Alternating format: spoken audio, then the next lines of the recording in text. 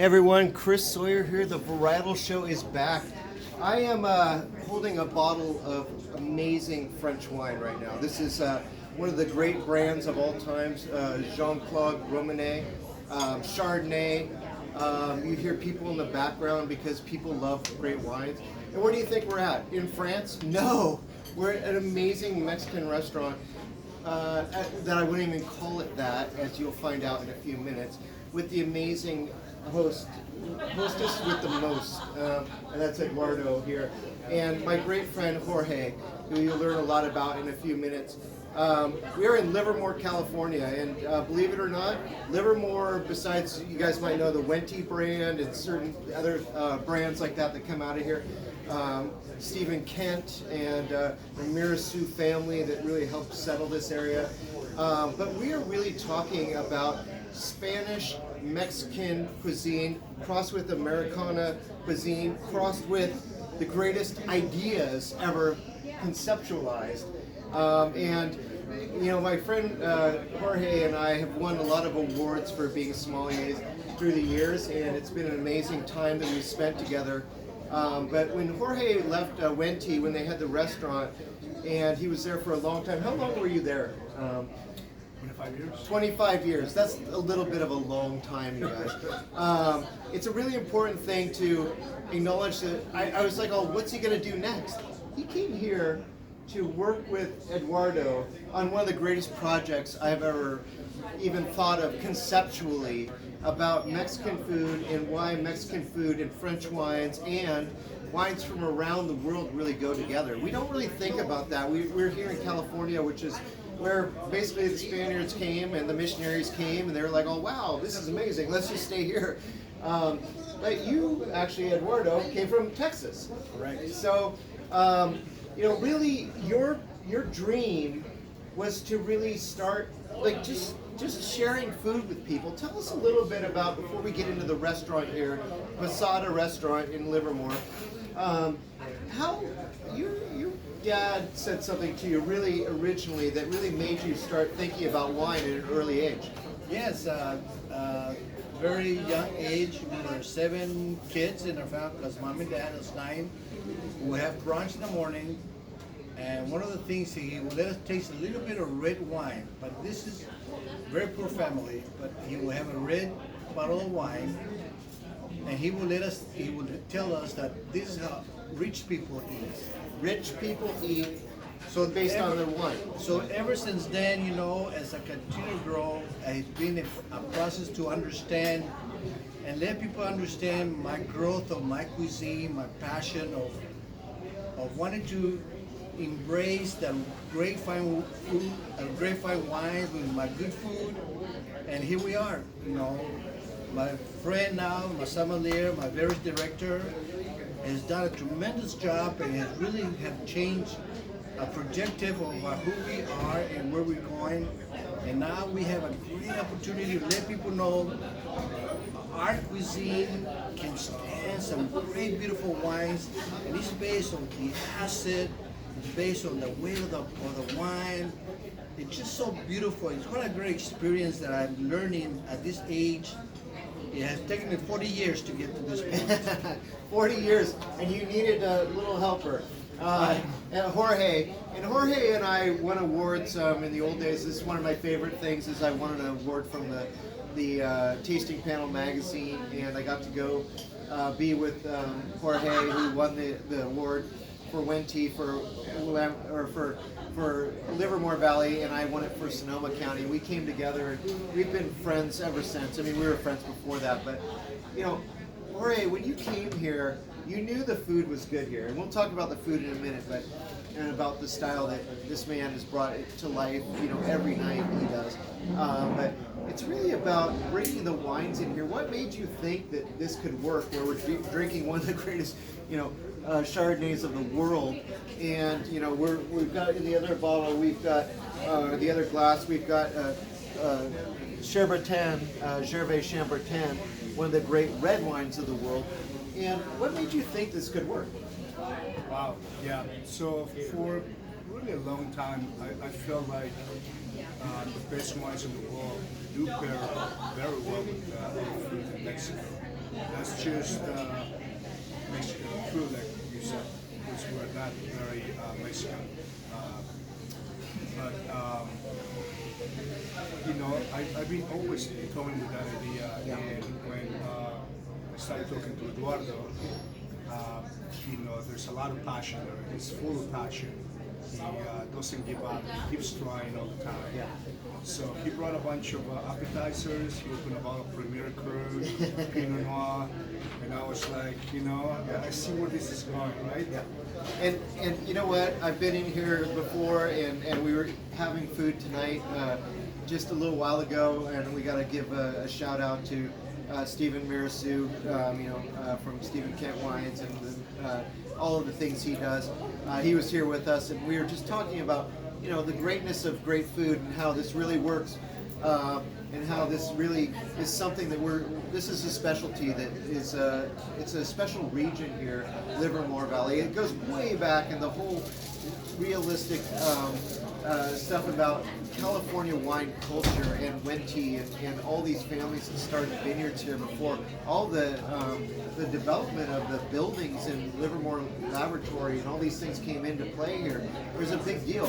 But we all had to eat, right? You know. And so Mexican food for California, if you guys haven't been here or you don't know California, we eat a lot of Mexican food. But Mexican food is really obvious. I mean, you go in, you get a super burrito. What do you think you're going to get? A super burrito. You know, it's what you get al pastor, you get whatever. This is not what you do here, is it? Correct. Why is it so different here? This is back in the 80s. I was in Las Cruces, New Mexico, where I began to understand the new contemporary style of the American native cuisine. So I embraced that, and to understand our great flavors of the Mexican cuisine, but introduce the modern style, more fusion. And this is where I've taken this restaurant to continue to learn, continue to ask and read and taste and explore ideas. And when Jorge came with us, he was able to open my mind on the possibilities or the potentials of what really pairs well with wine. And that has been my passion, to give you guys an opportunity, or give me an opportunity to make a dream come true of the passion that I have of my cuisine and my passion. And I wanted to really explore the idea to bring these flavors of the world, wine, with my food, and we have accomplished that. So you guys need to be here. Yeah, you need to come. Like, you need to. It's worth explaining, but you know, until we show you all the food and you get all hungry and stuff. But you know, the most important thing is your passion for food led you to wine, and you were told about it as a kid. Yes. But then you developed a style that you started to make. You developed it as a kid. You were selling hot dogs and all these things in Texas. You know, your little stand there. But it brought you here to wine country in California. And it also, you didn't know enough about it, so you needed this man to help you. And especially when you have this kind of cuisine, this is a very important thing to learn about sommeliers and why cuisine makes all the difference, because it's not about us, it's what we work with. So you can tell us, you know, all these wines that you have available, but until we have things to pair it with, you know, it's not fun. It's just, it is what it is. Yeah, are these wines great? Yeah, they're great. But it doesn't make any difference until you actually have experiences with food and wine together. And I feel like this is really, here to that, you guys. Yes. And here to you guys on that one. Food and wine together Food and wine matters. Dot. But, you know, we're here, and just now we had this little lamb dish that was like kind of a new thing on the list. We also had mussels, and we also had an amazing waffle with amazing smoked salmon on top of it. And I mean, we were tasting another great wine from actually from Spain. This amazing Albarino, which is one of my favorite producers of them all, and that you do by the glass in here, Jorge. But you know, we're we're in this region here of Livermore Valley. You also carry Stevens wines. You carry a few from there. But this list up here that you guys are seeing behind us is ridiculous. This is not what you have in most restaurants. These kinds of wines are very hard to get, but you get them because you're passionate about it, and you feel that they will really showcase his food. It's a fun thing, you know. You get to do this. This is a microcosm of wine culture with an American, Mexican accent here. One of the things that I always pay attention to, what makes that wine so beautiful is the acid. Acid controls the layers, Acid the character.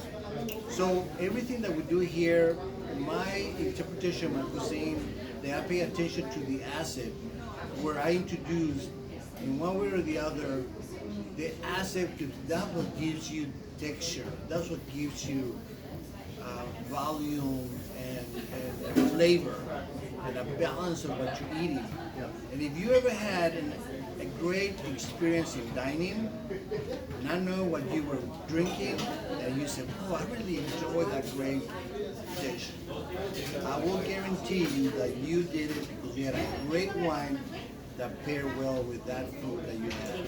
Absolutely. You know, this is your 10-year anniversary. You founded this place in 2013. Here we are, 10-year anniversary. You know, these are consumers here. If you guys know Nob Hill, it's not a cheap grocery store that's next to us here. There's a very high culture here in Livermore Valley, and these people come in here for experiences. It's not just regular Mexican food that they come in here for.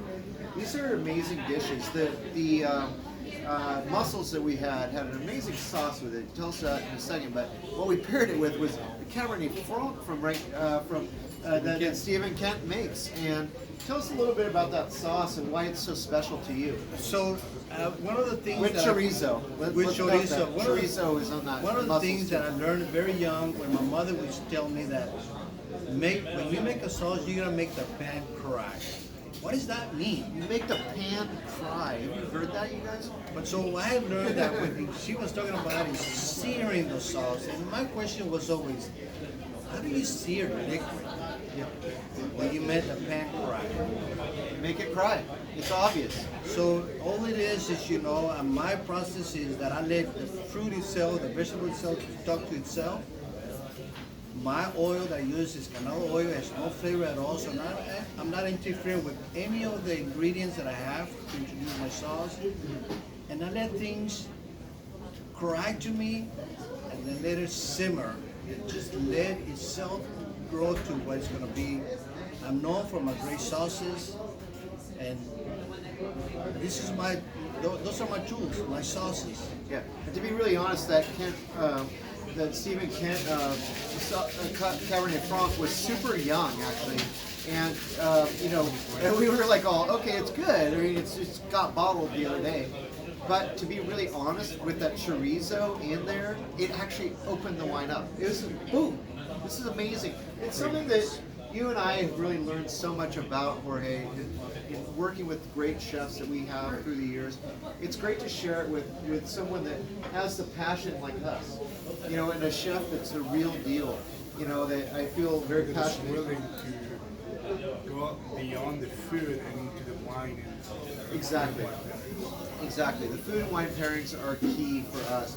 And it really is what a great sommelier does, is actually really thinks about it's not about us. It's about the chef. It's about why people walk into restaurants.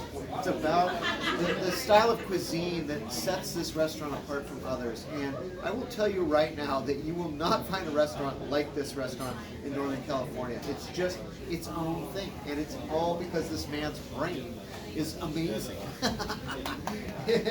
And his passion is all there. That's why we drink great wines with it, to not just honor him, but to honor the foods that he really produces. And it's just him and his family own this place. And I swear to God, you go out of your way to come to Livermore Valley, here, and it's worth it, I'll tell you that, for the wines that are produced here. But it's worth it just to visit him and this restaurant that has the wine list that you develop? Yeah, real quick, one of the things that makes us very special is the support that I get, not just from my staff, but from a great friend, my sommelier. You know, my son has taken over my kitchen.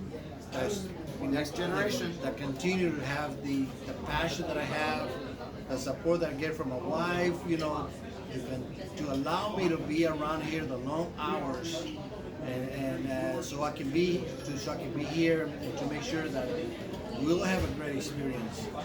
So come on in and look me up, and I'll be happy to have a glass of wine with you guys. Yeah, and you know what? He is as nice of a person as he seems like on the camera. I mean, that's the wonderful thing about it. His passion matters, and I think that I could already vouch for Jorge about his passion for wine. But meeting this man has been a really special thing for me this past year. And I really want you guys to know him, and I want you to know this restaurant. I want you to stop here and visit him because I love Mexican food, but this is different. And this is a different experience, and it's something that's really special that people get the chance to try. And that's why you hear so many people in the background, because this place becomes noisy. And guess what? It's because they're having fun. What's wrong with that? You know? So here to us, and here to you, and here to great Mexican-style cuisine in California, and especially with some of the finest wines ever made in the world. So, for all of you, thank you so much for joining us for this edition of the Varietal Show, and we will be back next week. Look forward to seeing you again. Cheers!